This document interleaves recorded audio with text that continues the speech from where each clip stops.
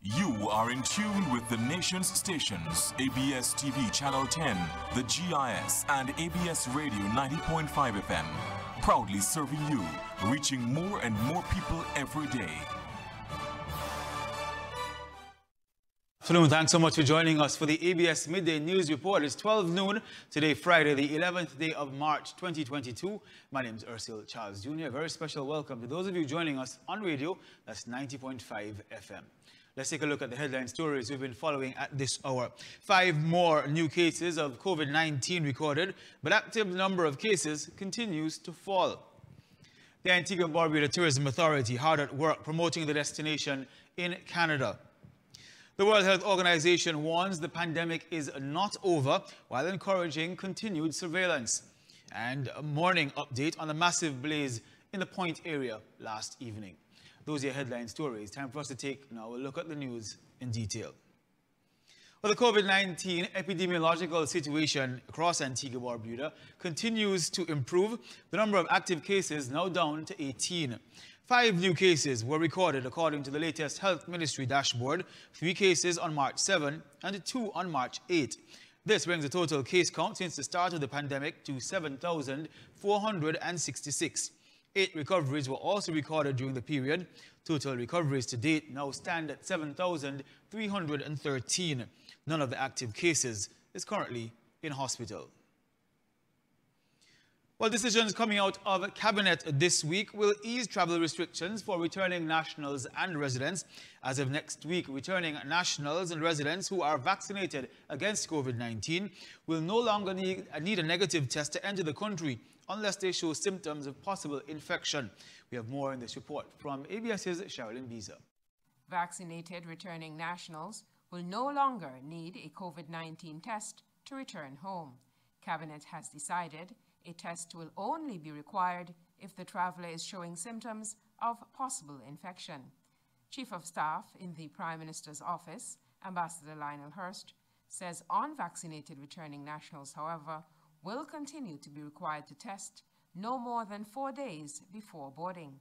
The quarantine mandate for those individuals remains in effect. That valid COVID test will allow them to get on board the aircraft. However, when they arrive Antigua, they are going to be placed in quarantine for a period as long as 14 days. So we encourage them to get vaccinated if they can.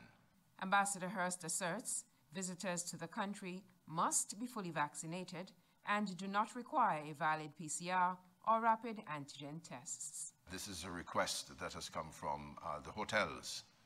They are very pleased to have full hotels without the benefit of inviting anyone to join their staff and other guests who are all vaccinated, and they want to keep it that way. They will need to be gazetted before coming into effect. Sherilyn Biza reporting for ABS News. World Health Organization that the COVID-19 pandemic is not over. WHO technical lead on COVID-19, Dr. Maria Van Kerkhoff, says there is a worrying sense of complacency as some think the pandemic is done. She says a large number of cases are still being reported to the WHO. In the last week, we've had more than 10 million cases reported to us and more than 52,000 deaths reported. Now, those are lower than they were the week before, and we are seeing a declining trend at a global level. Dr. Van Kerkhoff warns declining trends are not the same in all regions across the world.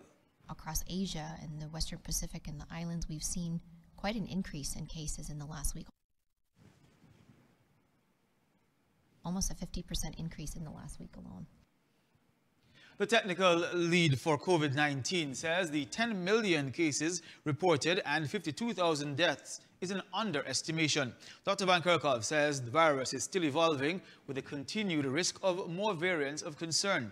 She assures the world is very much still challenged by the virus. Well, the World Health Organization is also encouraging vigilance amidst the easing of restrictions. Governments, the health system, the surveillance systems need to maintain vigilance. We need to keep track of the virus, as Maria said. We can't stop testing. We need to know how this virus is evolving. We have to keep pushing. As countries move out of the pandemic phase, Dr. Ryan says the response has to change. We want to move from this pandemic response that's relied on very strong public health and social measures that have disrupted people's life to sustained control of the pandemic and its impact. The only pathway to get there is high levels of vaccination, sustained surveillance, as Maria said, good clinical management. So we can look on this disease as another disease, as we look at influenza. News of travel and tourism now, because work continues behind the scenes to create renewed interest in Antigua-Barbuda as a tourism destination. The Antigua-Barbuda Tourism Authority has been hard at work to stimulate interest from Canada. Well, the authority's CEO, Colin James, says this week they spearheaded meetings with key airline executives and partners in Montreal, Quebec. A major part of the discussions included increasing airlift out of that region into this country. James joined the Acting Director of Tourism in Canada, Tamika Wharton, and the Canadian sales team to update partners on the country's successful management of the COVID-19 pandemic and new tourism developments. The CEO says the meetings have been rewarding. Had some successful meetings with major airline partners of the Montreal travel agents, really raising some awareness of the destination. They all commented we were the first Caribbean destination to visit Montreal since the lockdown and since the pandemic. And so we're working assiduously to build our Canadian airlift, to build our Canadian business. Now that the Canadian market is open, and we will have some good news to share in the next couple of weeks. According to reports, the two-day blitz yielded positive results as it was the first face-to-face meeting from a Caribbean destination since the pandemic for many of the agencies who were visited. According to Wharton, the face-to-face meetings cemented the team's commitment to engaging partners. And now to the story of that massive fire in the Point area last night, which has left several people homeless at this hour. Well, despite valiant efforts, firefighters battling the blaze from both St. John's and St. George's streets were still unable to save the structures. Private water companies also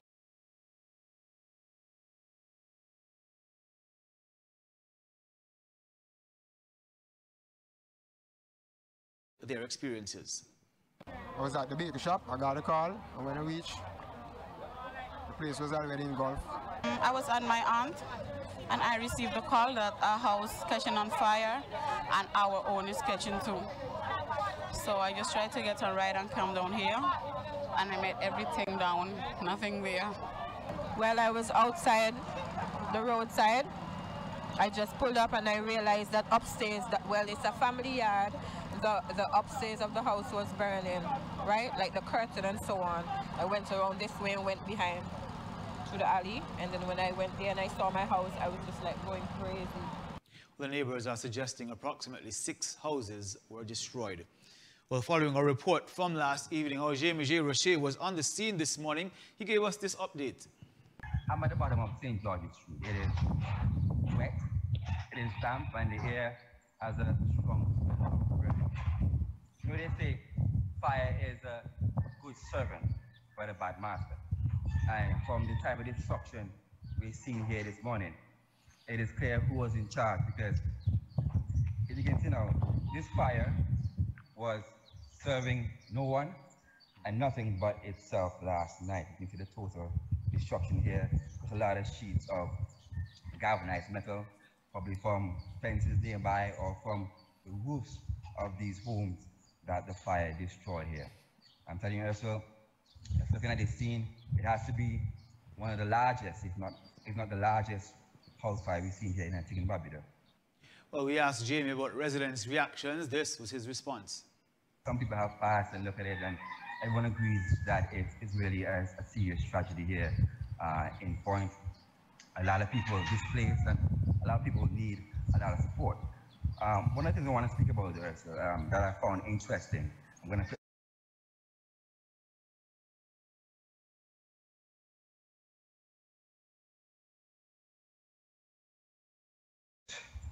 to the front, there we go. Right there, just to the front of the home, you can see there is a fire hydrant. Yes. Now, it's colored red. At one time, I thought it meant that these fire hydrants were not working, but a fire officer recently told me, just this morning, told me that it really denotes the amount of water these hydrants produce. And the red ones apparently produce around 500 gallons per minute. Now, it's unclear, I'm not sure this time whether or not this fire hydrant working in that way in a drought. But of course, this is one of the things that we would speak to the authorities about. But again, it's really a serious tragedy here in point. Thanks again, Jamie. We'll no doubt continue to track that story. Well, coming up in news from overseas after the break, crime-fighting efforts in Jamaica receive a major boost, and on the international scene, no fast tracking for Ukraine into the European Union. The ABS Media News Report returns right after this. My name is Divya Joseph. I'm a fitness model. I work at Customs. The payments outside, when you actually go to the doctor's office, so it's kind of high, honestly. So without being covered by state insurance, I've been here for 7 years. I ain't seen no way better than this. They actually sustain the criteria that they actually put up to you within the policies. So by them telling you that we have this covered for you and that covered for you, they actually sustain it throughout every single thing that they actually do, whether it's life, medical, or even car insurance, which I'm actually covered by all three. They have me covered. State insurance family, I feel they're part of my life also. So one time, I actually wanted to actually work here, just because of how they actually treat me. Have a seat, you want coffee, you want this. I'll be like, wow, this place is different. From the security outside, all friendly people. You can't go wrong.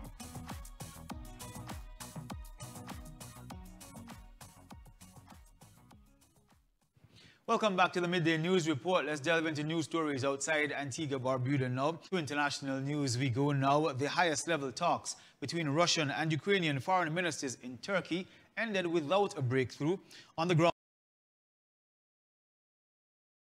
water, food and electricity, there is no way out. We now issue this warning ahead of this Al Jazeera report. Some of the images may be distressing for some. In Mariupol, they are buried.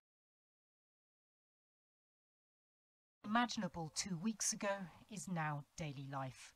There's no time for proper goodbyes in the southern Ukrainian city. Days of Russian shelling have killed more than 1,200 people. We are freezing, we have no food, men loot here, trees are being cut, bodies are being buried in the yards of the apartment blocks. It's so scary, we can't live like this. It's very hard. And it's getting worse.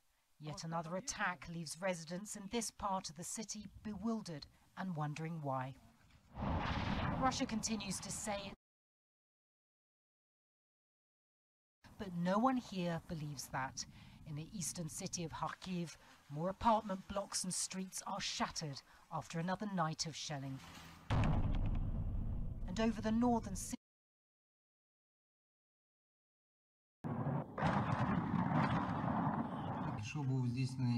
just now there was another airstrike. A thermal electricity plant was damaged and a civilian building. Nearly all of the windows were blown out of our main Western Ukraine, but most people fear that it won't be long. European Union leaders are meeting for the final day of a summit in Versailles, France. They have ruled out fast-tracking. In the hours before this summit, the host, French President Emmanuel Macron, and the German Chancellor Olaf Scholz spoke by telephone with President Putin. After that call, let's be lucid. The facts are the following. Russia decided to launch a war. Russia is bombing Ukraine. Russia is bombing even civilians. And the response to this crisis by the EU has so far been united and strong. But there are different views on what to do next. Some, like the Latvian Prime Minister, isolate Putin's economy, but cripple the economy as quickly as we can. Ukraine wants the EU to give it fast-track membership, but many leaders here believe that's a non-starter. EU accession of Ukraine is something for the long term, if at all. The talks went on into the night and will continue later on Friday, but it's clear Ukraine is not going to get what it wanted. But that does it for a look at news outside this country. When we return, it'll be time for Sharif Sargent to join us. He'll have lunchtime sports. In his report, he'll have an update on the 4th day of the first Apex test. Well, on to powerlifting, showing after a dominant showing in the squat and deadlift events at the return of powerlifting hosted by the Antiguan Barbuda Amateur Bodybuilding and Weightlifting Federation, powerlifter Leisha Marcelin has plans to venture into the bodybuilding arena in the upcoming future. Speaking on Sports 360 last night, Marcelin, who copped a third-place finish at the competition, wants to try her hand in bodybuilding's female physique section this summer. I'm trying to enter into female physique in bodybuilding. So you should maybe, high chance, I'm putting it out there that I will be there in June or July for bodybuilding. The 25-year-old expressed that she has always had a love for heavy lifting, and a challenge is what motivates her. I just love lifting heavy. Okay. I mean, as a 14-year-old lifting close to about 200 pounds in a squat, that's hard to do. Are you telling me? And then like I dropped off and then I got back in because it was just mainly bodybuilding. I love a challenge. I would love to see how my body transforms to be in bodybuilding. And then to be told, you know, we have a powerlifting competition, you can enter. And then seeing that I'm doing these PBs week after week, it's really an amazing feeling. Marcelin had personal bests of 122 kg in the squat and 180 kg in the deadlift. Well, on to football, Chelsea's shirt sponsor has suspended its deal with the Premier League giants after club owner Roman Abramovich was hit with UK government sanctions. According to BBC, Three said it had asked Chelsea to remove its logos from team shirts and from the club's Stamford Bridge Stadium. The telecommunications company said the suspension was the right thing to do. The deal is reportedly worth around £40 million per year. The Blues have been granted a special sporting license to be able to continue trading as a football club, but their money-making avenues have been curtailed in many areas. Chelsea announced their tie-up with Three in January 2020, with the deal beginning the following season. Well, finally, Major League Baseball has reached an agreement after over a 5-year deal with the Players Association to end the second longest stoppage in its history. According to BBC, MLB locked out its players in December after talks failed and cancelled the opening 2 weeks of the 2022 season, which was due to start on the 31st of March. MLB Commissioner Rob Manfred said he was genuinely thrilled by the breakthrough in negotiations. The new Labour Pact includes increased minimum salaries for players, as well as a raise in the league's competitive balance tax, which works like a salary cap. This year marked the first time there have been missed MLB games because of a labor dispute since the players' strike of 1994-95. To make up for the opening games cancelled, doubleheaders will be added to the schedule to complete a regular 162-game season. A full season will begin on the 7th of April with training camps open from Sunday. Well, that's a wrap for Midday Sports. Stay with us at our news recap with us, Charles Jr. Join the good life with iNet Fiber. What's the good life? It's a life with strong, unlimited, reliable, fast fiber internet from iNet. Speed starts at 50 megabits per second for $189.99 per month, which includes access to a special mobile plan starting from $75 per month. Go boldly into your digital life with the world's most advanced broadband connection. Need a strong internet connection with fast upload and download speeds for video calls, gaming, and streaming? Then visit inetfiber.apua.ag to sign up or upgrade to the good life with iNet Fiber. Thanks so much for staying with us. Let's revisit the headline stories making news at this hour. 5 more new cases of COVID-19 recorded, but the active number of cases continues to fall. The Antigua Barbuda Tourism Authority hard at work promoting the destination in Canada. The World Health Organization warns the pandemic is not over while encouraging continued surveillance. And we had an unseen update on the massive blaze in the Point area last evening. That does it for the ABS Midday News Report. Join us for the ABS Evening News at 7 on television, on Facebook, and live on abstvradio.com. Until then, on behalf of the News Sports production teams and the Sharif Sargent who brought you sports, I'm Ursula Charles Jr. Enjoy what's left of your Friday and your weekend.